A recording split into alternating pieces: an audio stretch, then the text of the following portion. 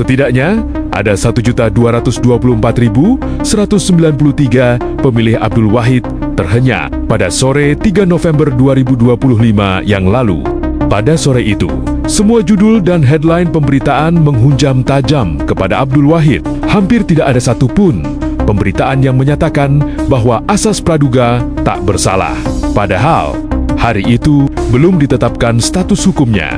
Yang membuat terbelalak lagi adalah tidak ada satupun barang bukti yang melekat pada Abdul Wahid sebagai penguat istilah OTT itu. Kenapa pengumuman tersangka lebih dari 24 jam?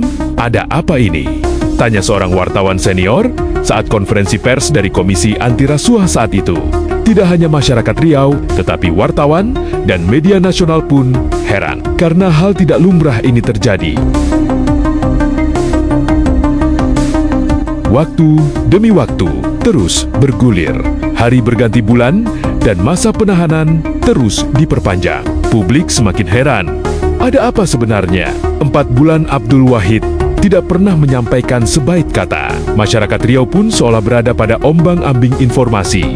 Gelegar publik geger pada 12 Januari 2026 lalu saat goresan pena tentang sumpah Abdul Wahid dengan kalimat sakral Waulohi, Billahi, Taolahi, kalimat pembuka sumpah seorang alumni santri yang bernama Abdul Wahid. Jika saya berbohong atas sumpah ini, maka Allah Maha Adil. Begitulah penutup kalimat sumpah itu. Kalimat itu adalah perkataan seorang hamba kepada pemilik seluruh alam semesta, Allah yang Maha Kuasa.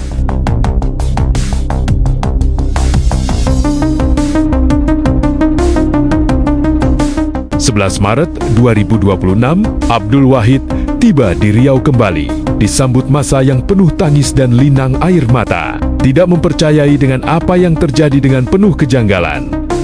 Teriakan takbir bergema bersahutan. Abdul Wahid masih diam tanpa sepatah kata pun.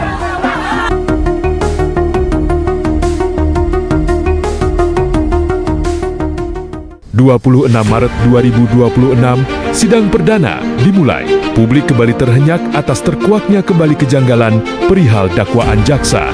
Hilangnya kata jatah preman yang sejak awal dihentakkan ke Abdul Wahid agar publik memvonis. Pembenaran itu sebelum ketok palu sidang putusan. Sidang bergulir, satu persatu saksi dihadirkan. Hingga 43 saksi telah disumpah dengan kitab suci Al-Quran.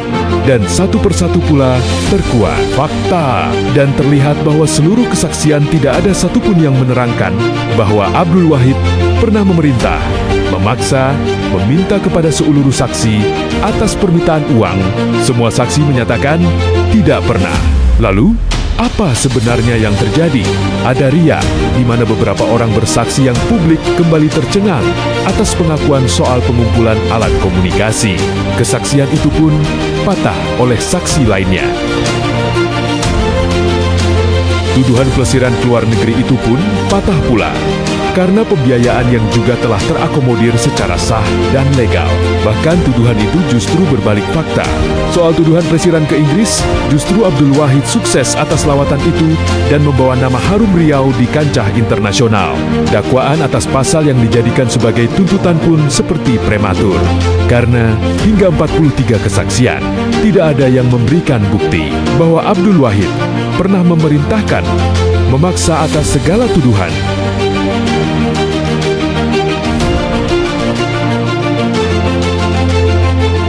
Bahkan, seorang ulama besar Ustadz Abdul Somad juga turut memberikan kesaksian untuk Abdul Wahid. Dan hari ini, umur-umur baru saya bersaksi. Dan bersaksi di pengadilan untuk Abdul Wahid. Dan lebih mencengangkan, tidak ada satu rupiah pun dari keterangan saksi dan alat bukti yang menerangkan ada aliran kepada Abdul Wahid.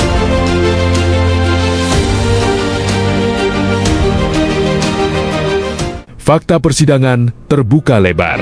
Masyarakat Riau tahu bahwa ini dalam skenario siapakah dalangnya. Ada yang menginginkan Abdul Wahid terjatuh. Siapa dia? Masyarakat Riau tahu jawaban itu. Konten dan komentar media sosial meruncing mengarah ke nama yang terus diteriakkan. Ketuk palu keadilan hakim sedang ditunggu oleh masyarakat Riau. Keadilan ini bukan hanya milik Abdul Wahid, tetapi keadilan ini milik seluruh masyarakat Riau. Putra terbaik Riau yang lantang bersuara untuk kemajuan daerah itu bernama Abdul Wahid. Dia menjadi harapan dan cahaya Riau ke depan. Saat ini, Abdul Wahid menunggu putusan hakim yang berpegang pada kejujuran dan menggunakan mata hati dalam menilai dan membuat putusan demi masyarakat Riau ke depan.